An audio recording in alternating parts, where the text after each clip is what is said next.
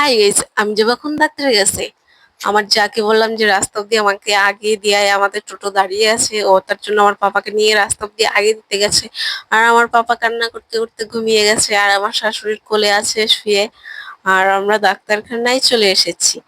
ডাক্তারটা নাকি খুবই ভালো, কলকাতা থেকে আসে সকাল 8টার সময়। তার জন্য আমার পাপাকে দেখাতে গেলাম, ওর খুব জ্বর ঠান্ডা লেগেছে, তার জন্য গেছি আমরা। আর অনেক লোক হয় ওনার কাছে, ডাক্তারটা ভালো বলে। দেখো কত লোক হয়েছে ওনার দেখানোর জন্য।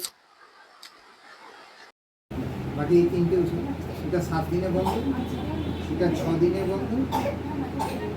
আমাদের ডাক্তার দেখানো হয়ে গেছে, আর এখন আমরা যাচ্ছি বাড়ির দিক। আর আমার পাপা আবার ঘুমিয়ে গেছে কান্না করতে করতে। আর এই যে আমাদের ছোট্ট একটা বাড়ি, আমার পাপা কান্না করতে করতে আবার ঘুমিয়ে গেছে, তার জন্য ওকে আমি শুয়ে দেবো। আর আজকে আমার মিনি ব্লগ ছোট্ট, বাই, পরে দেখাবে, বাই।